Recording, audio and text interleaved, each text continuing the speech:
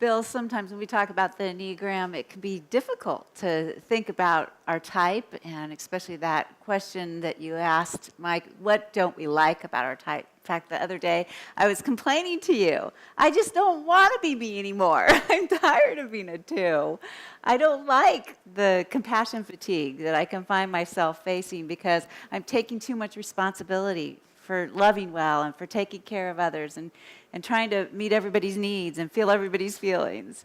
So I think sometimes we don't maybe want to be who we are. Yeah, and you were comparing yourself to other Enneagram types, and some of the other types are more outwardly accomplished or being recognized. Yep, I was feeling like, gosh, it'd be nice to feel confident and strong and not have to worry about being sensitive to everybody. But naturally, I can't quite let go of that sensitivity. Yeah, because you're a strong feeler. And I love that about you. But some of you, like Kristi, have the gift of mercy. You're really tender-hearted, and you're sensitive to people. You feel their pain, their hurts, their needs. And other people love that, but sometimes that's a burden to carry, isn't it? Because you can take stuff on. You got to be careful, like watching too much of the news, for instance. Yes. Because you're going to start crying for people. Yeah. It's like you're really taking that to heart. Yeah. Yeah, and or I could spiral down into depression over just all the suffering. Yeah. Yeah, and then you see people that have maybe some of the more outward leadership gifts, and your gifts are more of the encouraging, serving, helping kind, and so sometimes you feel less than with that. Mm-hmm. Yeah. Yeah, so I imagine some of you relate to Kristi in that. So it sounds like most of you know your Enneagram type, or at least have a good idea on it, but I want to just review some of the basics of what we teach about finding your Enneagram type. I understand you all have taken a test to help you locate that, and that's really helpful. And at the same time, you want to be careful to not just think that whatever your highest score is, that's like automatically your Enneagram type, because the Enneagram is not as straightforward a personality instrument as some of the other personality tests that we're familiar with, like the Myers-Briggs or the StrengthsFinder or the choleric, phlegmatic, melancholy, sanguine tests. There's lots of different personality tests, and generally what personality tests do for us is they help us to understand ourselves and other people and the differences. And the basic idea of those tests is, hey, I'm okay, you're okay, or better yet, hey, I'm good, you're good, let's just get to know each other and get along. And they're very positive instruments. And the Enneagram has that as part of it, but that's really not the theme of the Enneagram. The Enneagram is more like, I'm screwed up, you're screwed up, this is pretty tough. we got some problems here, we got some sin, we got some stress, some dysfunction, and let's look at how we're coping with that, and let's look at how God and His grace can transform us, see? And so, and there's a lot of stuff going on with the Enneagram. That's why we've diagrammed this over here. You see all these lines between the 9 different types, between the 9 different numbers there, and it can be a little confusing because you don't have just like one type in you. You've got probably some of all 9, and there might be 3 or 4 that you especially tend to gravitate towards. And so landing in on, what type best describes me, in our view, really is the key to the Enneagram being useful for you, is to begin to hone in on, and it takes a while. Just reading your test scores is not going to probably get you there. You need to read the descriptions of the types. And then you need to understand the things that we're going to be talking to you about, introducing you to in terms of the dynamics, all these different lines between the numbers. Because what you want to do is you want to get to know your map. The Enneagram gives you a map. It locates you. It says, here's where you are in the realm of personalities, and here's what you tend to do in stress, because there's a number, the unhealth of a particular number you tend to go to in stress, you see. And then there's another number, which the healthy side of it, you go to when you're in consolation, when you're growing and doing well in your personality. And so we live on our lines, is an important way to understand the Enneagram. The line between your number and another couple of numbers. So let's give you an example of that just right off the bat so you understand the concept in case it's a little fuzzy for you. So I'm a 1, and so you can see here, for me as a 1, I've got 2 lines, right? I've got a line to the 7 and a line to the 4. And so as a 1, when I am in a time of stress, I'll look like an unhealthy 4. I've got some 4 in me. And so my 1 is very dutiful and responsible. I have lots of ideas about how to improve things. I can be sort of perfectionistic about stuff because I'm always trying to do the right thing. And I'm really earnest about it, over the top earnest about it. So I can get to be carrying some burdens with things. And so when I get heavy, I can start feeling sorry for myself like an unhealthy 4. I go into a melancholy place. And then I start comparing myself to other people and feeling inadequate or like they're more special than me. And I struggle with some of the root sin of the 4, which is envy. And so, I mean, my root sin as a 1 is resentment or judgment. And in my case, I especially judge myself because I got this strong 2 wing that really cares for other people, and I never want to hurt other people. So I judge myself so I don't judge you.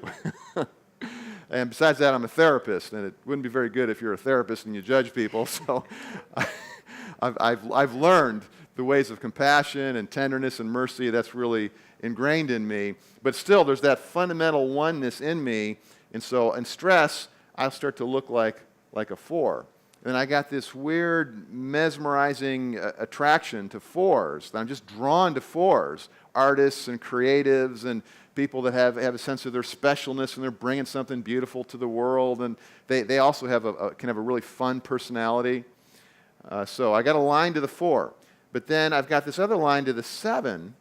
And so when I'm relaxed and I'm comfortable, I can actually be funny. I can have a fun time. I can be enthusiastic, you see. And when I lean that way and I go on that line, it's really brings out the best in my personality. And see, so the Enneagram is teaching me that to be a healthier 1, and you can, in whatever your type is, you can like look at a range of unhealth, average health, and very healthy. And this is where the Enneagram is not just a I'm okay, you're okay personality test. No, it's like an instrument of spiritual and psychological unhealth. This is a deep look into your personality that's based on hundreds of years of people learning about personalities, going all the way back to the Christian Desert Fathers in the early church, the 3rd and 4th century, and they studied the root sins that come out of Proverbs, and Jesus teaches on sin, and Paul and others, and so there were the 7 deadly sins that became the 9 deadly sins, and that's the basis of the personality types.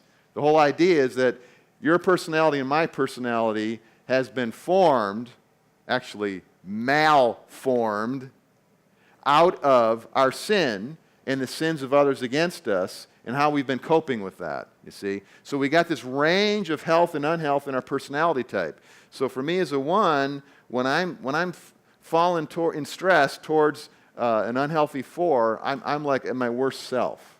But when I'm gleaning off of a healthy 7 that's joyful and spontaneous and playful, I become my best self. It lightens all of my earnest attempts to be right.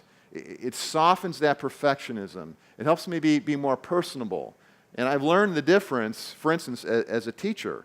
I'm really good at like just standing up and talking about principles and teaching people. And there'll probably be points today where you'll be like, okay, Bill, that's getting to be a little enough here. Because that's the direction I always go. But when I'm integrating over at the 7, there's more lightness, there's more joy, there's more humor and spontaneity, and then people can really take what I have to say. And so one of the things I've learned as a 1 is that I'll tend to put everything on my shoulders, like it's all up to me, but actually it's not all up to me. I can learn to live in the easy yoke of Jesus. And so he's helping me pull the load, and I've got a partner here. And so we can do it together. And so that helps me not take on too much too when I share the load with Kristi or another partner in ministry. Helps me be in that healthier one. It's really a gift when you can understand your root sin, because it enables you then to start repenting more of these things that we tend to be unconsciously defended against. And that's the gift of the Enneagram, and understanding your type on the Enneagram, and then understanding your temptation to where you go in stress and how you're trying to secure yourself rather than depending upon Christ and looking to him and growing in him and his likeness. Maybe you could talk to us about the wings. Why don't you tell us a little bit about the wings? The other thing that's helpful when you know your primary number is that usually once you land on your number, you're going to have a wing on either side, or sometimes you'll have both wings on your number. So for me, I'm a 2, and I have a 3 wing, like the achiever, the performer. The 2, the 3, and the 4 are heart types. And so in this triad, I get a little stronger in my strength of a heart type by my 3 wing, get strengthened, but I also have a 1 wing, which is no surprise, Bill here. And so I can resonate with him sometimes with that need to be good and that desire to be perfect or bring a reformation. And usually you'll develop in the first half of your life 1 wing, which was true for me, and then the second half of your life you'll develop your other wing. So just a last point on sort of finding your Enneagram type. What you want to do is take your printout, read the different types, especially the ones that you score high on, and then just begin to think, which one best fits me, including that map that we just described. Normally, you would relate to the stress point and the growth point of your number, and probably one or both of the wings, you can kind of see some of that in you. And it doesn't always work like this, but that's the power of the Enneagram, is that theory. And so once you think one of these might be you, then you just kind of try that on as maybe this is me. And you just begin to observe yourself and talk to other people and see if that map fits you. Because once you get that map, now you've got a powerful and yet really simple tool to guide you in daily life with one another and with Jesus. Because you always have one thing to remember for growth and one thing to be careful about when you're in stress. So that's finding your Enneagram type, and we want to especially now relate this to anxiety, because all of us, we believe, more or less struggle with stress and anxiety. It's certainly part of church work and ministry, and working together on a team, serving the Lord. The work that we do is important, but it's easy to get stressed and overstressed. We're dealing with conflict in relationships. We got last-minute projects we're working overtime on to get something done.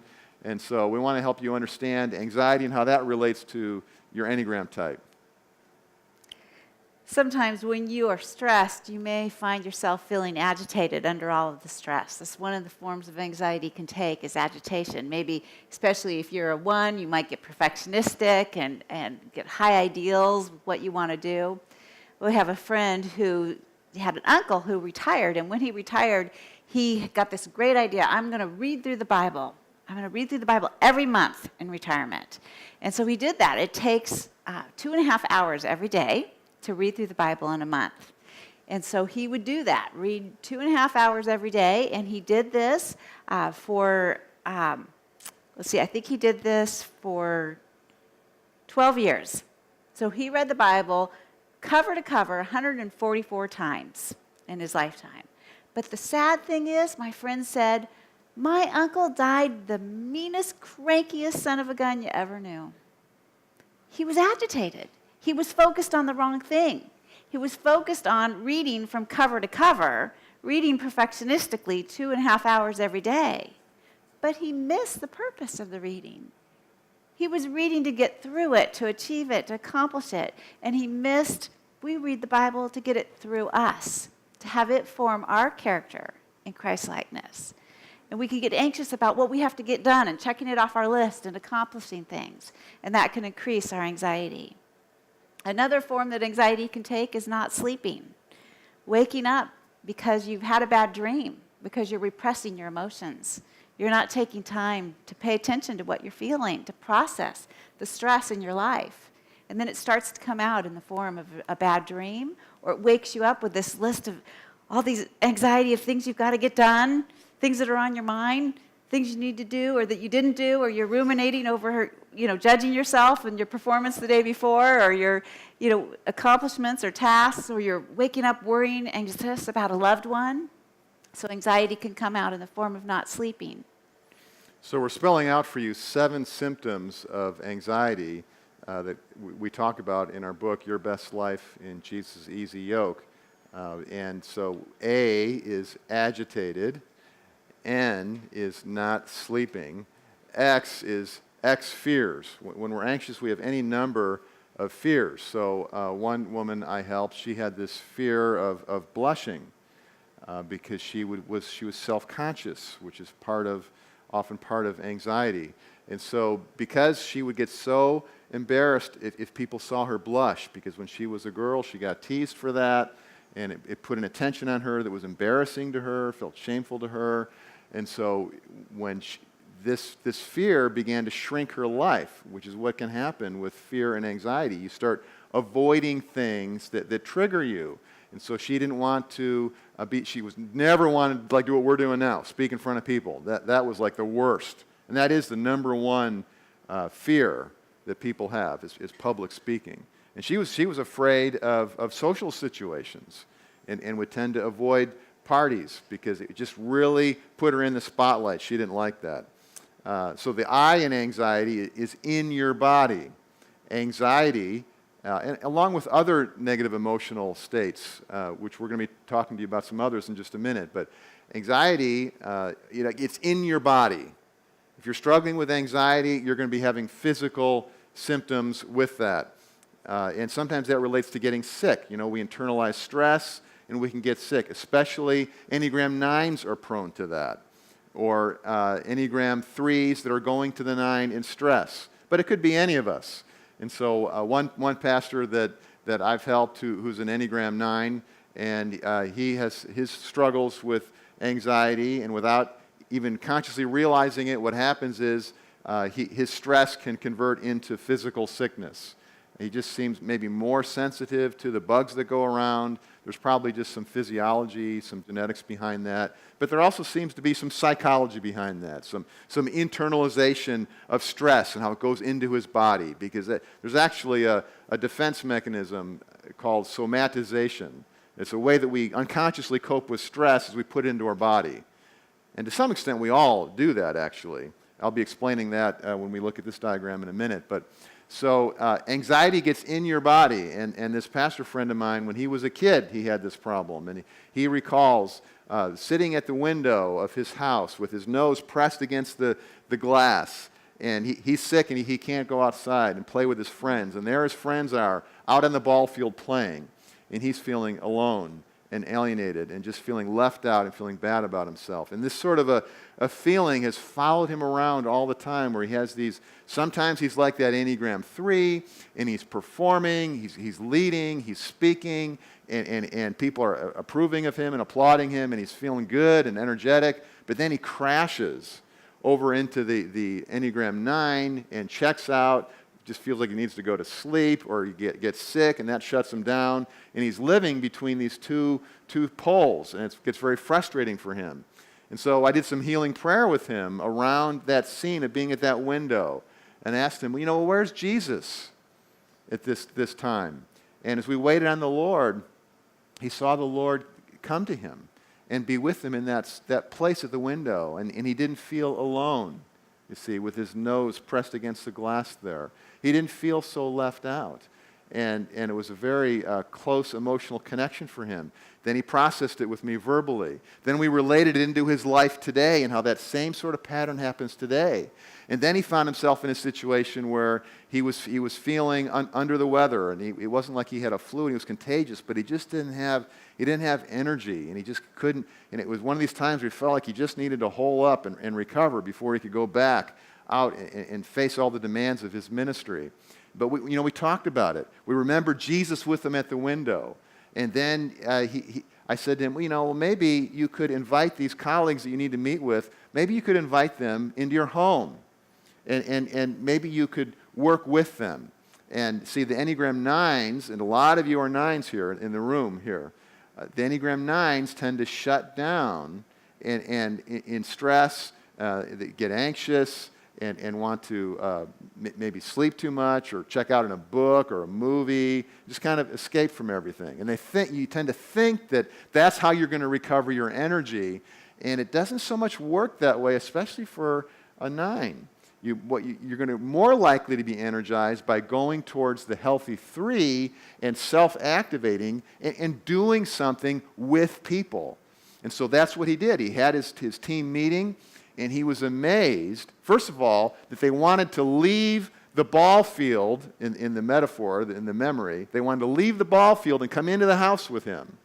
They wanted to enter into his space with him. And then second of all, he was amazed that actually gave him energy, and he wasn't sick like he thought, and he felt great, you see. So anxiety is something that gets in your body, as do other emotional states. And another comment about anxiety, the E, is escalating worries. And you know how that works when you get something you're worried about in your mind, one worry leads to another, and then you just find yourself spinning perhaps in obsessive thoughts and things that might go wrong or problems that need to be fixed, and it's like a runaway train. And it's like, okay, so how do we get off that train? How do we get back into a place of relationality and positivity? We're going to be talking about that. The T in anxiety in our acronym this morning is traumas relived. And there's different ways that traumas can get triggered in our lives. In ministry, oftentimes, it can be a trauma that's actually a vicarious trauma by working with people that are suffering so much, especially if you're a heart type and you're feeling that for them or trying to care for them, or maybe as a 9, internalizing that as well, like in your body, like Bill was talking about, or other ways. And then also our own traumas can get triggered in the process of ministry and in the process of care and work unconsciously to us. This happened to me recently. I, as a baby, was born with the opening to my stomach closed off, and so I couldn't receive any food. So when my mom would feed me, I would projectilely vomit everything. So I had to have an emergency surgery as a newborn, and at that time, that meant an abandonment for me into the hospital for the time of the surgery and the recovery. Well, my niece this last year was born with some birth defects, and she was in an intensive care unit for the first several weeks and months of her life.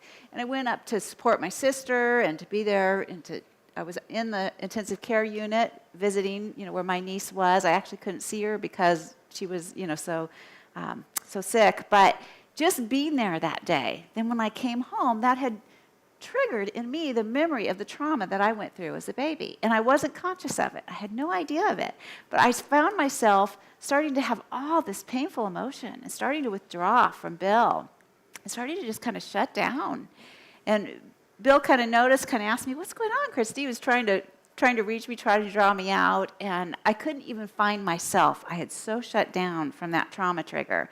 And it wasn't until he was able to just start empathizing with what it must have felt like for me to be there today, and he had the insight to know probably some trauma was triggered from my experience. But then once I was able to open my soul to Christ's love coming through Bill and his empathy and his presence, I was able to get free of that again, and I wasn't feeling that trauma trigger anymore.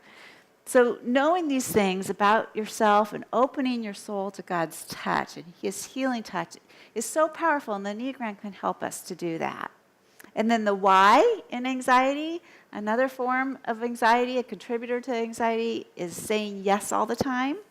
Or anxiety can lead you to feel like you have to say yes all the time, like you can't have boundaries. You can't say no. You need to always be going, doing. You want the distraction of being involved in helping other people maybe, or you want the importance and the significance and the meaning of that, and so you're not setting boundaries and you're overgiving, and it's increasing the stress and the anxiety because you're not taking that time to let the Lord meet and care for you, and then loving others. Remember, we love because he first loved us. Yeah, we'll be coming back to that more later on the saying yes all the time and how setting boundaries in the way that Jesus set boundaries helps us to stay strong in our ability to love others and to stay balanced in the flow of life. So I want to look at what we do emotionally here with why it is that we get anxious, or why we struggle with depression, even why we struggle with compulsive behavior patterns perhaps, maybe eating too much, drinking too much, overworking, these sorts of things, the relationship conflicts that we have difficulty sorting through. A lot of that comes down to how we deal with our emotions. So in Kristi's story about us going to the hospital to pray for her niece who was in intensive care, and this little precious baby, and support the family and so forth, she had that memory triggered from her. It was from when she was an infant. I mean, she doesn't even consciously remember what happened there. She's been told about it, but it was in her body.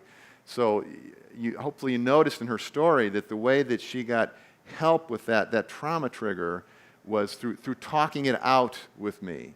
All she knew was that when we left the hospital, this depression kind of came over her, and she just found herself a little irritable and anxious, and she wasn't herself, and she didn't know why.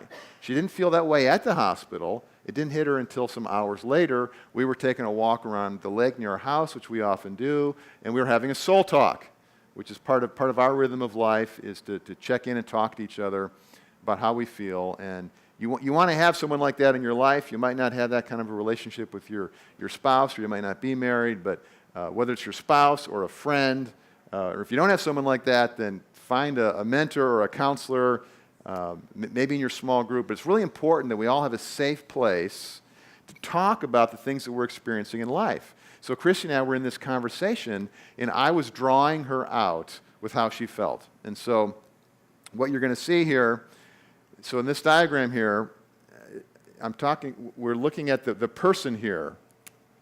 This is you or me, and our self, our identity, our personality. And we have a conscious mind, and we have an unconscious mind. See, the line here is the separation between the conscious and the unconscious. The only thing about this diagram is that if it was going to be more accurate, if you could imagine an iceberg, okay, in the ocean, in the Arctic, and the tip of the iceberg is like really small. And underneath the surface of the water, the base of the iceberg is huge. Okay, so just see this being like really, really big. Your unconscious mind is like, there's way more of you that you're unconscious of, not aware of, than you that you're aware of. So we're talking about your thoughts, your feelings, your values, your preferences, different things about your memories, different aspects of you that you're aware of. That's your conscious mind. All the stuff that you're not aware of, that's your unconscious. And then here's the line. So here's what's going on, is that we all have these defense mechanisms where we're repressing and denying unpleasant feelings and memories and thoughts and so forth. We're pushing that stuff down into the unconscious. Now, the thing about your unconscious is basically your body. We don't always realize that, but when I'm talking about your unconscious mind, that's your body. Those forgotten memories, those unwanted emotions, the attitudes, the things that you don't like, that you're forgetting, that's somewhere in your body, in your physical being. It's somewhere in your brain, in your neural pathways, in the chemicals that are surging around, moving around in your body. So we're pushing stuff down into our bodies to be not aware of it, but then the Holy Spirit, who Jesus calls the Spirit of truth, that lives inside us as followers of Jesus, is gently bringing these things to the surface to help us be aware of those emotions and thoughts and memories and so forth. And that's why you have dreams that tell you stories about stuff. And it's tricky because usually the surface meaning of a dream is like random or even silly, or putting things together that don't make sense, and so it just makes you laugh, or it just seems really strange. But there's usually meaning, at least psychological, emotional personal meaning in that weird story that's in your dream. And so someone like Kristi and I, who studies people and personalities and so forth, can often help you understand your dream, especially if we pray about it and especially if we know you well. And if you learn the language of emotions and dreams, you can begin to understand your dreams too. And we have a tool for that on our website, on the Soul Shepherding website. If you just do an internet search on dreams and soul shepherding, you would find our article as to how we do that. But the point is that I want to make is that the Spirit of truth is surfacing unwanted emotions and so forth. Our defense mechanisms are pushing them down. Different ways that we're denying those emotions. Intellectualization, splitting things into all good and all bad, repressing, these kind of things. We're somaticizing, like I mentioned. We got all these different defense mechanisms, all these different ways to avoid feeling stuff. We're pushing it down, but the Spirit of truth is in us trying to help us be aware, and God has made our bodies such that we're naturally meant to be aware. That's why we have dreams. That's why we have spontaneous recollections of we might have a trauma trigger, for instance, because God has made our bodies to surface this stuff because it's cleansing. It can be healing. We're meant to bring those repressed emotions and needs and ideas into a relationship where someone would listen to us, but we're not wanting to, so we're pushing it down. So that tension there, that's anxiety. That friction. It's like within your being, you've got one foot on the gas and you got one foot on the brake. And so now your car's starting to spin around and churn there. And you're experiencing stress and worry and anxiety. So the Enneagram's really helpful with this because it will show you some of what you're struggling with in your unconscious mind in terms of your emotions, and it'll show you your personalities are actually a defense mechanism. Yeah, think of your whole personality type as largely it's a defense mechanism. That's the theory of the Enneagram. You're a perfectionistic 1, you're a helper 2, you're an achiever 3, you're an individualistic romantic 4, you're the observer 5 that's taking in more data all the time, you're the loyalist, anxious 6, you're the enthusiastic, life of the party 7, you're the challenger 8 who likes to lead and take charge, you're the 9 peacemaker. Whatever your type is, it's embedded into that is a defense mechanism. That's your way of dealing with pain, sin, stress, conflict, the stuff in life that's hard. Your personality has been formed around that. That's the theory of the Enneagram, and that's what's making for this anxiety and this stress.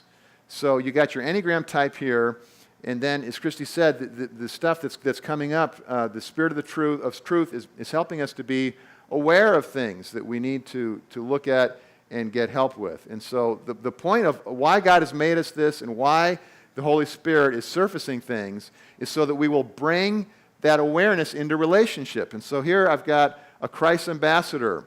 This is a person in the body of Christ, a loving person. I mean, it could even be a compassionate person who's not a Christian. Maybe it could even be your dog that cuddles with you and you talk to your dog and the Lord uses your dog to help you feel cared for. Or you don't want to leave out the cat lovers like my wife, maybe it's your cat. Although I understand you got more dog lovers here in Savannah. No? How many of you are into cats? You love the cats? How many of you love the dogs? Yeah, we have more dog lovers here, so sorry, Kristi. That's okay. Whatever your pet is that you talk to, I'm being really earnest and serious right now, actually. I've talked to many people who tell me, and it's actually a very sad side, but then there's also the consolation side, that they felt more loved and cared for as a child by their pet than any other being on earth, because their pet was always there, happy to see them, because their pet was always cuddling up to them and making them feel warm, and because they could feel whatever they felt with their pet and talk and not feel judged. And so, I mean, there's two things to say about that, right? Thank God for dogs and cats and that He's made these wonderful animals. But the other part is, well, we need relationships with people that are safe, that we can talk to. And that's a Christ ambassador person, and we're getting this from 2 Corinthians 5:20. It's one of our key soul shepherding verses in the Scripture. We are therefore Christ's ambassadors, as though God were making his appeal through us. We implore you on Christ's behalf, be reconciled to God. Or as the Message says it, become a friend of God's, for he's already a friend to you. You see? And so a Christ ambassador is someone who helps us to experience God's compassion and God's grace. And this is especially important in becoming a Christian, that someone shares the gospel with us, that someone embodies the gospel. But, salvation is a whole life process. It's not just about crossing the line. It's about growing in Christ. So we need a Christ ambassador, people, to help us in our discipleship all through our life. And not only is Paul talking to us to be that way, that's the obvious part, but we need to flip it around. You and I need a Christ ambassador too. We need people in the body of Christ who are safe for us, not only to come to Christ in the first place, but all along through life. We need, a God with skin on, so to speak. We need Jesus enfleshed in the context of community. And so a primary thing that we need in a safe relationship is empathy. I don't know if you've thought much about empathy. We talk a lot about empathy in soul shepherding. And some people have said to us, well, but why are you making such a big deal about empathy? It's not even in the Bible. Well, actually, I could show you empathy on practically every page. It's just the word empathy isn't in the Bible. Think of the incarnation of Christ as perfect empathy. Think of the cross of Christ as that incarnation being made even more perfect. I mean, Jesus is entering into our skin. He's living in our neighborhood. He's taken on our pain. He's even taken on our sin. And then he's coming out the other side in resurrection glory and life eternal. Out of love for us. That's empathy. And now think about your identity as Compassion Christian Church. I just love the name of your church. It's so good. I mean, that's what we want to present to the people of Savannah and beyond, right? We want to present compassion, kindness, care for people, their hurts, their needs. And when the world sees that, they're drawn to Jesus. So what I want to say to you is that empathy is embedded in compassion. When compassion is at its best and when it's the most helpful, it's rooted in empathy. Because what empathy means is understanding accurately what somebody else feels and needs. And see, so compassion needs to follow empathy, because compassion is acts of kindness, acts of service, feeding the hungry, clothing the naked. You see, we're doing something for people, and that's so essential. But sometimes we can do stuff for people that they maybe aren't ready for, or it isn't actually the main thing that they need, and we just thought they needed it.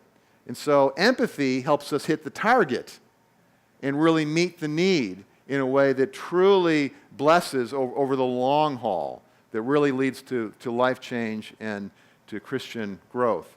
So empathy is what we need from a Christ ambassador, and that's coming into ourself where we're stressed, where we're anxious, and into this place where we've been denying some things that we're feeling, and yet the Spirit of truth is surfacing those things. Empathy comes right into that line, and then notice that it's going both directions. Empathy goes at if you're talking to a friend who's safe, you're describing things that are going on in your life, and if your friend has empathy, they're listening for what you're saying and what you're feeling, but they're also listening for what maybe you're not aware of.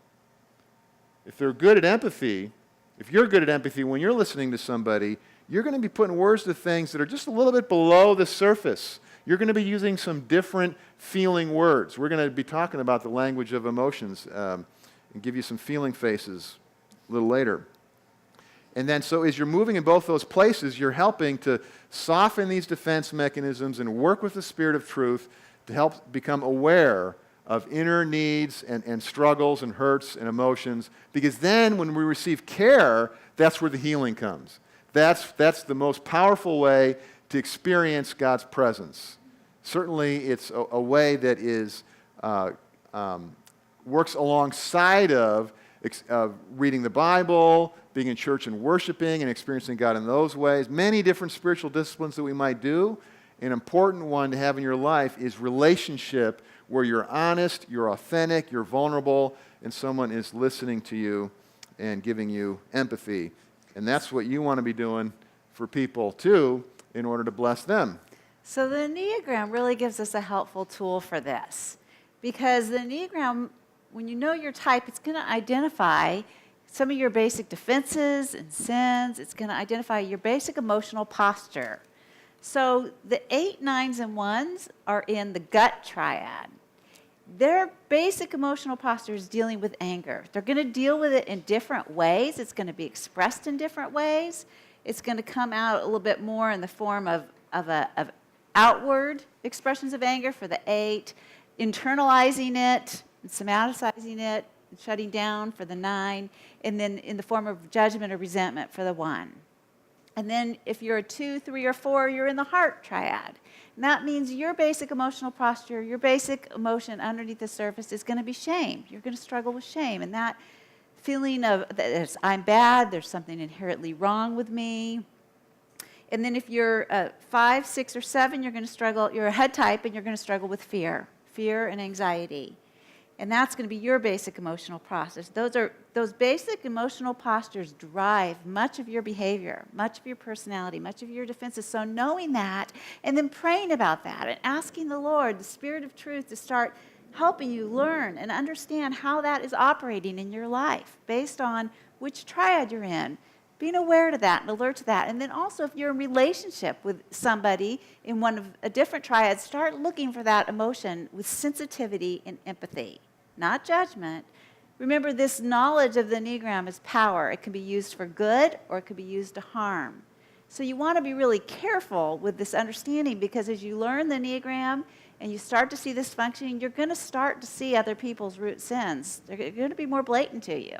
And so you've got a power with that. And what you want to do with that is you want to join Christ and be an ambassador of Him, of empathy and love and grace, not of judgment and harshness and trying to get the person to change or trying to force them to get ready to see what they're not ready to see. So you want to walk this carefully. The other thing we want to say is underneath each of these emotions of anger, shame, and fear is the primary emotion of sadness. And so you want to get to that. What is the sadness or the longing that's under each of these emotions? You're going to feel, based on your Enneagram type, you're going to feel one of these primary emotions first. But then ask the question, where's the sadness? Because when you're just in one of these, you're probably going to act out and go to your stress point.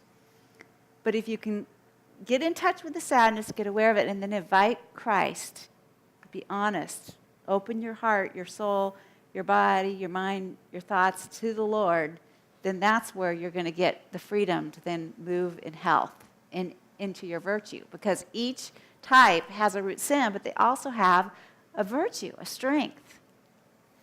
Yeah, so in this diagram, just to reiterate this, so we're conscious of, depending upon our triad, the gut types are going to have more anger. The heart types are going to have more guilt. The head types, more fear. And these are more specific conscious emotions. But when we're repressing those emotions, they go into the unconscious, and anger becomes resentment or bitterness. Guilt becomes shame, feeling bad. You probably know that shame is even worse than guilt. That the psychology of guilt is, well, I feel I did something wrong, and so you're convicted about that. But shame is like, I'm a bad person, so I'm more comprehensive. And fear, very specific, you're afraid of public speaking maybe, like I said, but if you repress fear, it becomes anxiety. And so that's what's going on with the repression process. And then what Kristi is saying is, as these feelings we begin to surface, we begin to talk about what we feel and receive empathy from somebody, and then we begin we're ventilating, we're experiencing what's called catharsis, a release of that negative, distressing emotion, and we're receiving cared for, so we're taking in some comfort. Now we begin to get in touch with the deeper underlying emotion of sadness, of hurt, of unmet need. And the reason why that is so powerful, and we think that fourth basic emotional posture, 1, 2, 3, 4, that fourth basic emotional posture is so powerful because that really facilitates the relationship with somebody of feeling cared for. When you feel sad, you're vulnerable. You're admitting to a need. And there's an openness now to receive that compassion, that tender-hearted care from somebody, and that's going to be more healing. So and this is a map that we use with the Enneagram, is to understand these emotions and how they work together. And because of your stress lines, you might think your primary emotion is not the one that's in your triad, because you might be going to the stress line in the other. Or it might be just that what the Enneagram is predicting your primary emotional posture is, that you've got that so denied that you don't realize that that's actually something you struggle with. But whatever your type is, if you just are looking for these three basic emotions, and then and then the related repressed emotions, and then looking for the sadness. Where am I sad? Where am I hurt? Where do I feel empty? Where do I have an unmet need? And if you can begin to get in touch with that and share that with a safe person, that is going to be powerful, big-time healing, connecting, renewing, transformational for you. This simple tool that we just described to you, it might not be as simple to you as it is to us because we're psychologists, but I mean, this is the primary thing that I use when I listen to people. I'm always listening for these emotions and then putting words to them, asking questions to draw people out, and trying to find the place where they're sad, where maybe they're grieving or there's been a loss, and to draw that out, to help people talk about that, because that's where there's going to be some real powerful connecting and transformation and work of healing there. And so we're going to take your questions in just a minute here. So we want to go through the 9 types. You have a diagram that looks like this. We got a bunch of feeling faces on a chart. And this is another way with a little more specifics of summarizing what we've just said to you on these 2 diagrams here with the Enneagram. I'm sure you've seen, these different feeling faces, right? So, emojis. Yeah, emojis. In our office, we have a feeling faces chart that's like as big as this whiteboard, and it's got like 50 feeling faces on it, each one with a different emotion word on there, The language of emotions. If you want to get a hold of one of those feeling faces charts, you can get that on our website too. Just do an internet search on soul shepherding, feeling faces. It'll come up. We have over 800 free resources on our soul shepherding website. We also deal a lot with emotions in our book on Jesus' Easy Yoke. So you look at this chart here. We've got all 9 types and a feeling face for each one. And so you see there with the anger triad, which is the gut triad, the body. We're the body types, the 8, 9s, and 1s. We live in our bodies. We like a sense of control, and we like some separation, and we like a sense of power, and tend to struggle with anger. Okay, so here's the 3 types. The 8 is the challenger. You want to make a comment on the 8? Yeah, the 8 is the one that really likes to be in control, has a strong need to have the power in any situation that they're in. They're going to look for that, and they're going to exert that. Yeah, and in stress, they go towards the unhealthy 5, that it's getting greedy and taking information, keeps taking in more and more information, or hoarding resources like money, and that aggravates their lust for power and makes them more unhealthy. They're struggling with anger. And so you see that challenger 8 with the angry finger. The 9 is the peacemaker, and see the 9 is shutting down in sleep. That's the tendency of what 9s do, or it might be movies, books, some way of checking out, and they're struggling with lethargy. That's their root sin, and you can basically think of that as somaticized anger. It's because the 9 doesn't look like it, but the 9 is also in the anger triad. Their way with anger is a more passive-aggressive form. They're inwardly disagreeing, inwardly upset, and they might not even be aware of it. And that's why they get so tired. They're saying yes all the time. We got a lot of 9s in the room, and 9s like to say yes. They have trouble saying no because they want to avoid conflict. The Enneagram wants to help you see that's related to anger.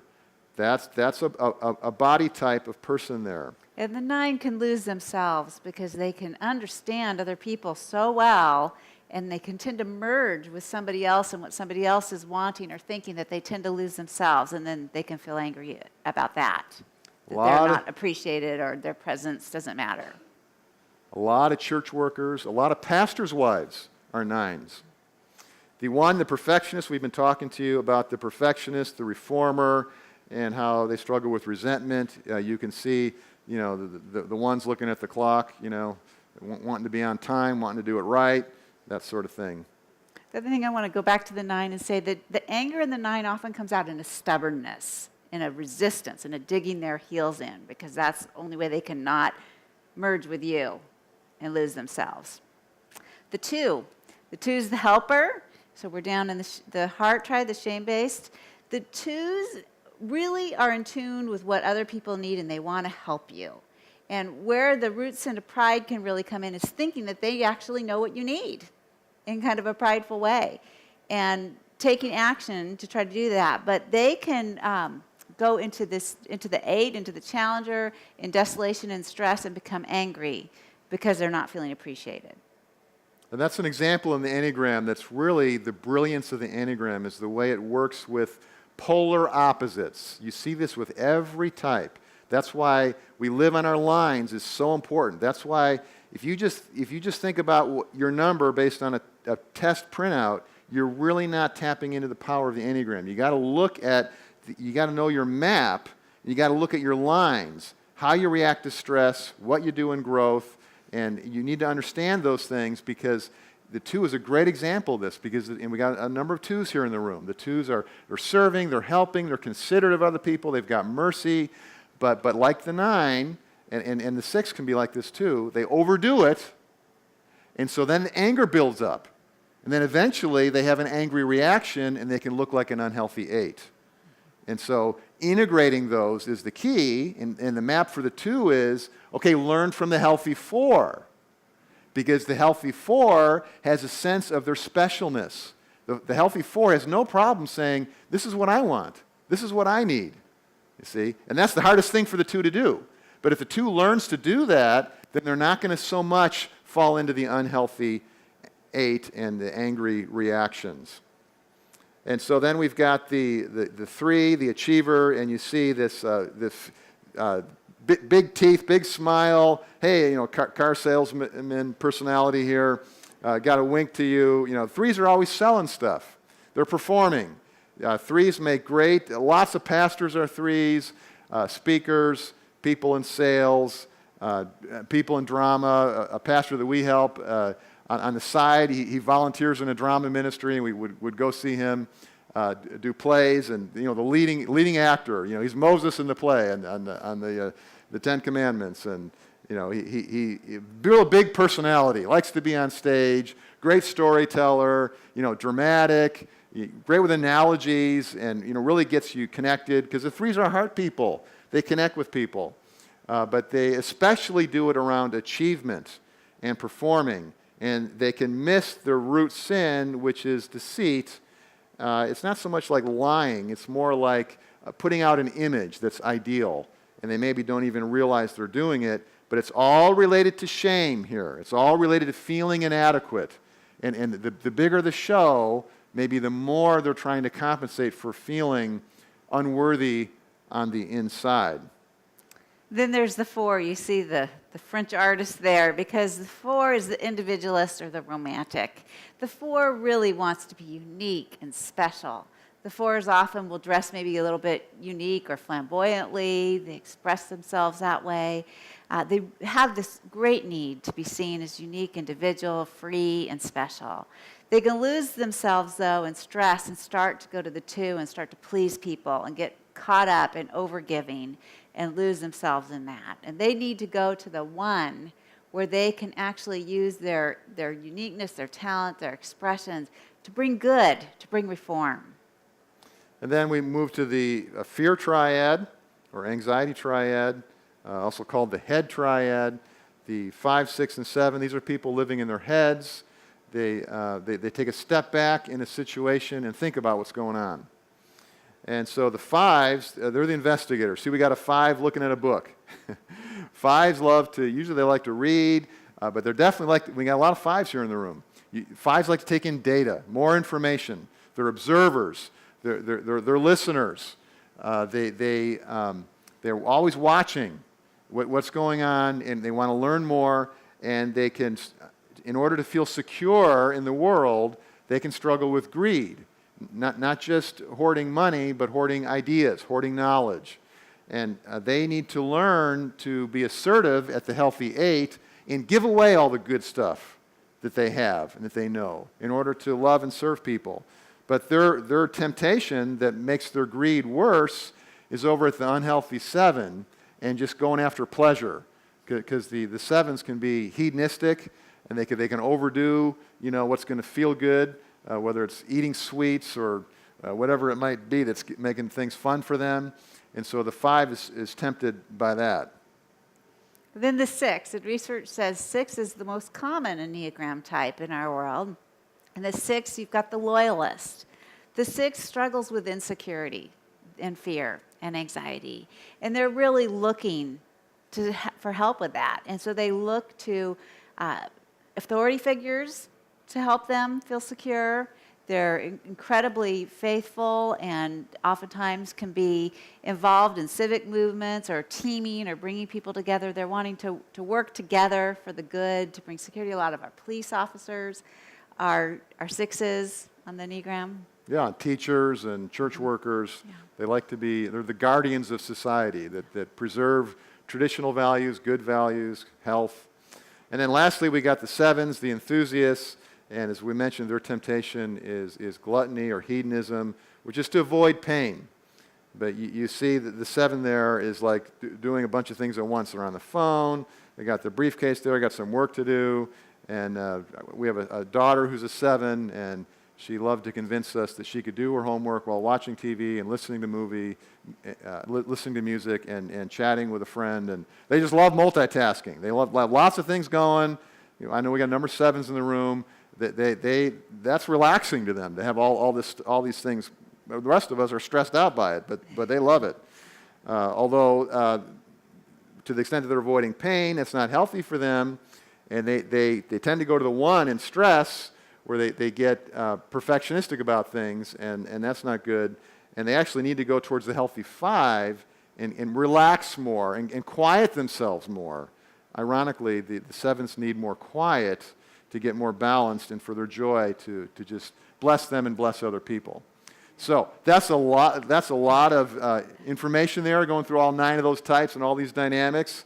The 5s here want still more, but probably the others of you are like, okay, I got a question here, and so let's circle back to kind of where are you at with this. And before we take a break, we want whatever questions you have, please raise your hand, speak loud so we all can hear you. What are you learning? What's not so clear? Comments, what's helpful? Yeah.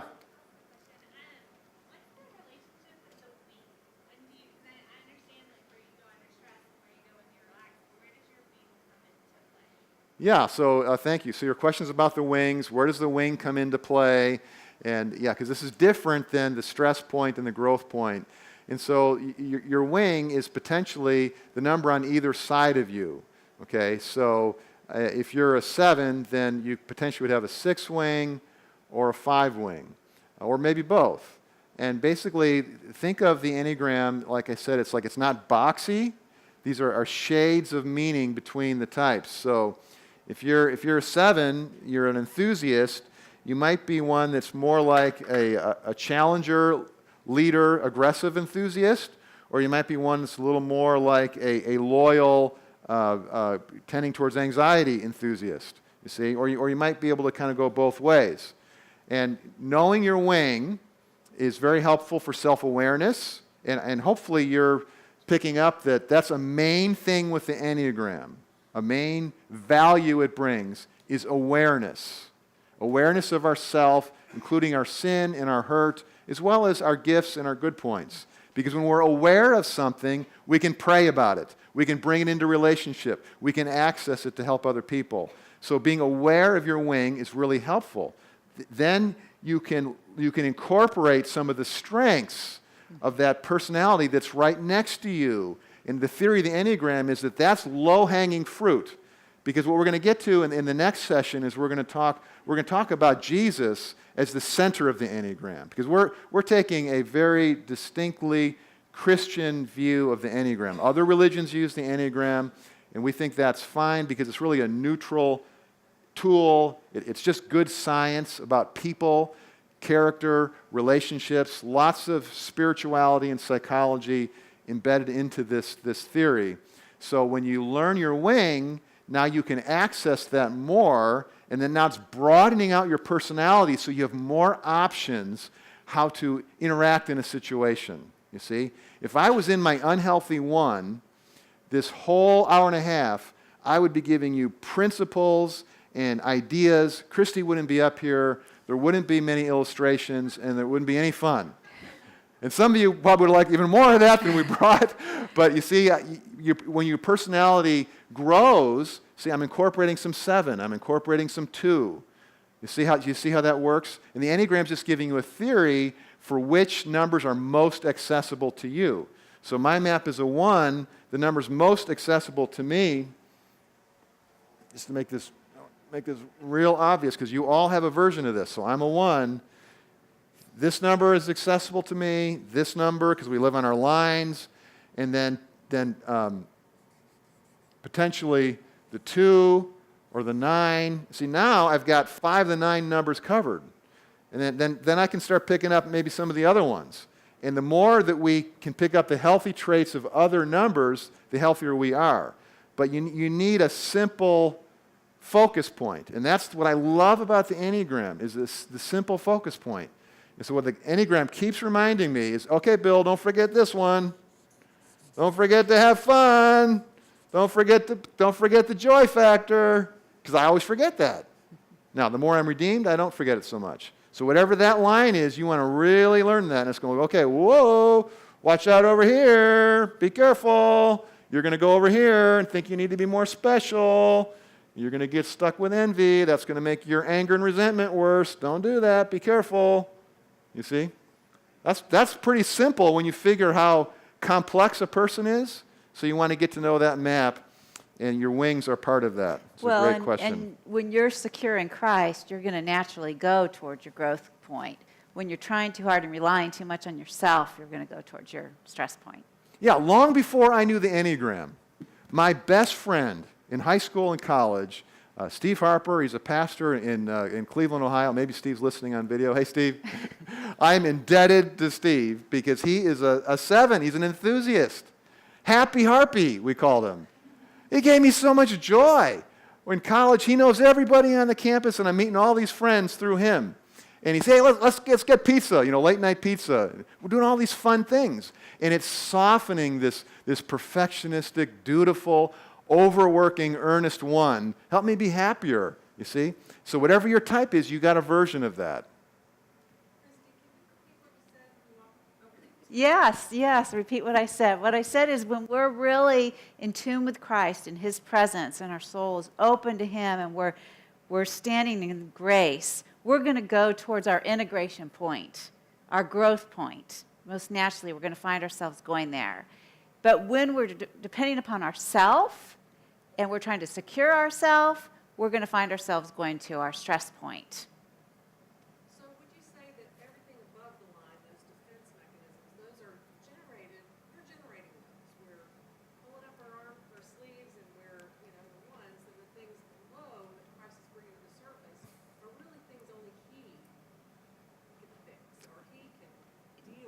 yes, we can participate with the work of the Spirit in our lives by letting go, becoming more aware. That's one of the power of the Enneagram, is this awareness where you become aware of what you're doing and how you're defending and how you're blocking the action of the Holy Spirit in your life. And you can then ask, could watch and pray in advance, like Jesus said to Peter in the garden, watch and pray lest you fall into temptation. We can start doing that as we start to identify our temptations and as we start to see more clearly what we're depending upon in our life instead of Christ. And that helps us to let go of that and instead depend upon the Lord instead of, as a two, my ability to help. So, Kristi, if I come to see you as a one, and I know that I'm in judgment, and I'm trying to deal with this, and maybe the Holy Spirit is bringing this to the surface, helping me realize that I need to stay out of that. It's also tapping into shame. That I'm shamed by this, and feeling guilty, and I'm embarrassed that I'm a judging person, and my colleagues are experiencing that. What might be a thing or two that you would give me or advise me to work towards, or a discipline that you might prescribe for me to continue?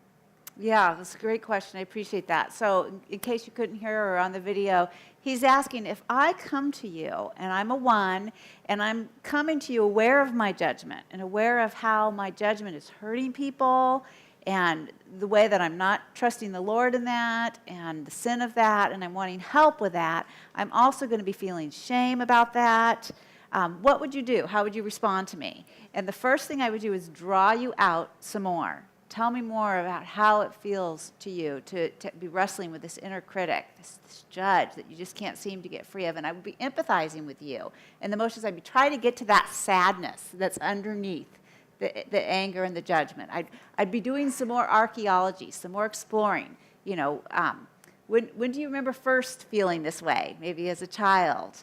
I'd be looking at some of the history of that, just trying to get you more in touch, more aware of where that's rooted, where that works for you, how you've learned that to work for you in your life, and then help you to see maybe why you don't need that.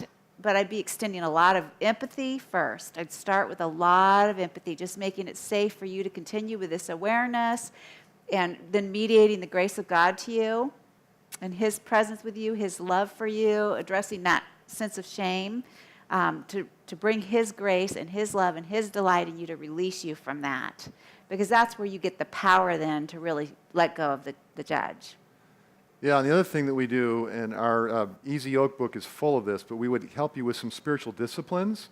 So whatever your type is, we're emphasizing the power of being in a relationship that's safe and asking for empathy, becoming more aware of your feelings, receiving comfort, and so forth. But we can construct a rhythm of life for you with particular spiritual disciplines that help you in your growth in Christ. And Mike Frazier's done a lot of work with you here at the church on that, and various groups like the Huddle Groups ministry that he has, and other things. We're giving spiritual formation teachings and learnings, and so there are, whether it's scripture meditation or solitude and silence or breath prayers from the Bible or meditating on a work of art and asking questions around that, doing that in a small group.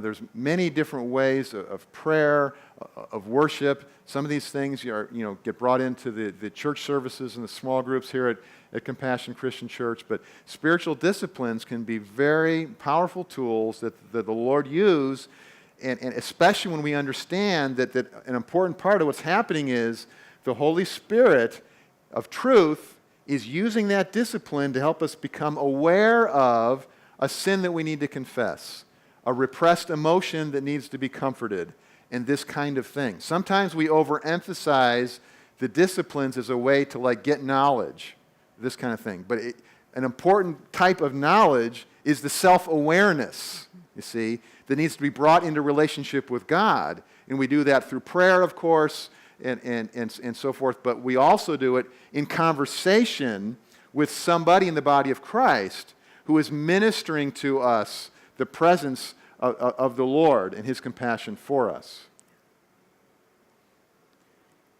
Yeah. I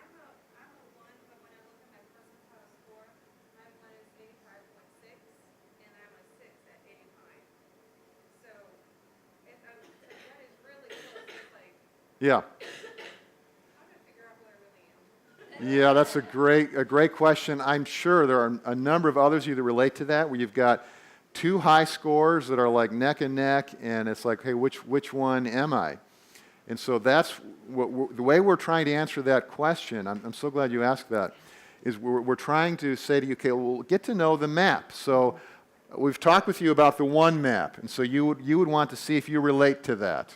But then let's talk about the 6 map for just a second to get another example. So the 6 is in this triangle here, that's at the center of the Enneagram. And the 6 in stress, so I have a pastor friend who's a 6, and he struggles with fear, he struggles with anxiety, and even though he's the lead pastor, very successful, large church, and he was a church plant pastor, so he's grown this church. He's known throughout his city, makes a huge difference in the city. When there was a flood in the city, he was the one that organized the whole city, people coming to his church to sleep, to get food, the ones that have been displaced from their home. You know, very caring, very accomplished, very respected. But, he talks to me very personally, and inside, he's insecure, he's fearful, you see, and 6s are like that. Even with somebody that's a subordinate, they're going to be maybe concerned about how that person feels. Am I pleasing that person? And what the 6 does in stress is they go towards the 3 and they think that they need to perform better. They need to have a better, bigger image. They need to be more successful, more impressive, more sparkly. And so they're going over there, but that's actually aggravating their anxiety and their fear. It's not taking care of that fear. Because, the message of God's grace and God's unconditional love is we don't earn it. We don't have to do anything for it.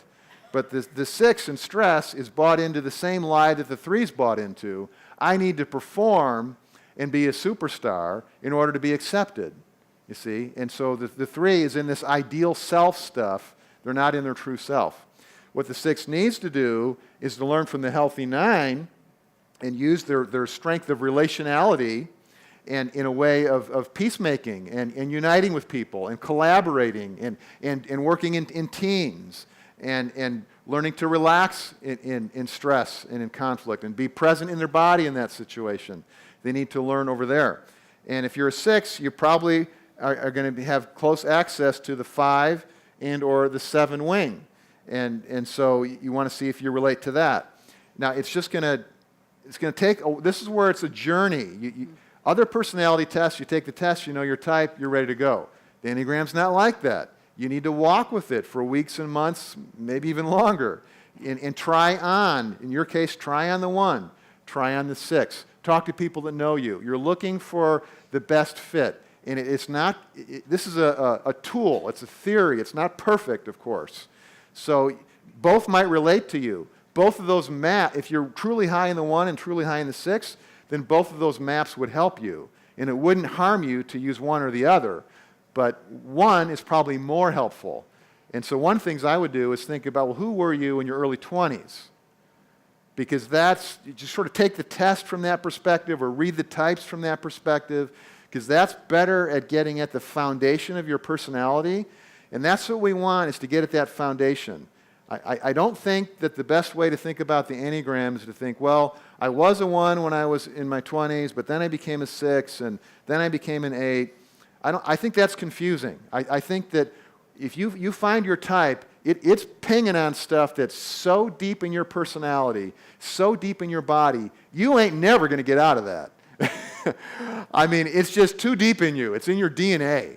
You're born with a lot of it, and it came out of the early months and years of your life and how you reacted to stuff. And so it's a big deal to just get a hold of one of these numbers and say, yeah, I think that fits. And then now you got a lifetime of soul work now to grow within that type. Now you might think you're one type and then realize later, no, actually I think this type fits me better. So make that change, yeah. But I really think that whatever type you are, that's probably the type you are. And it really does help to have somebody that you're in close, intimate relationship with who can help you to see, do I struggle more with fear or do I struggle more with anger? To see which your basic emotional posture is. Yeah, that's a great point. We're going to get to your question. That's a great point about one of the ways you differentiate is the triads. We haven't mentioned that yet. I'm so glad that you mentioned that, Kristi. So the 6 is in the head triad. The 1 is in the gut triad. That's a big difference. Okay, I'm a 1, I'm a thinker. So at first I kind of thought, well, I must be in the head triad because I think a lot. But when I really understood the head triad, no, these head people, they thrive in multitasking. They want all these things going. They're distractible. And they go here, go there, go here, go there. They're always moving, you see. I'm like a focus guy. I'm like, I do one thing and I go deep and I just keep going and going and going and going. And Kristi's like, are you still in your chair?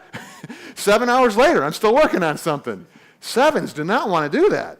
Now, it can be tricky because I got some 7 in me when I'm healthy, and the 7s, when they're not so healthy, they got a lot of 1 in them, so you got to think through all these dynamics. But the head triad is multitasking, kind of jittery, looking for, the next new thing.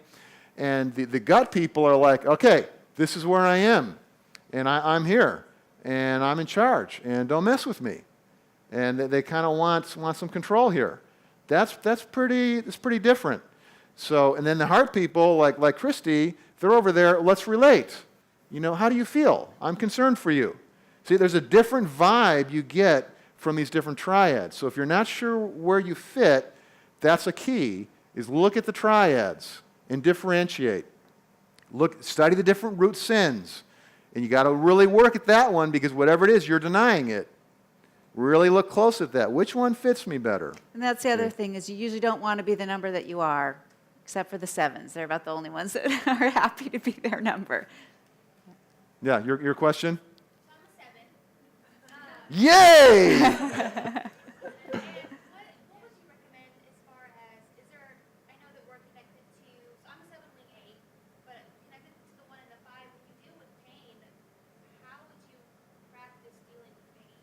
Because for me, I'll laugh it off, or just I won't even acknowledge it, and then, next thing I know is I'm kind of face planning because I haven't dealt with any of it. So is there something that you would pull from maybe the 1 or the 5 that would help in the moment to kind of deal with what you're experiencing?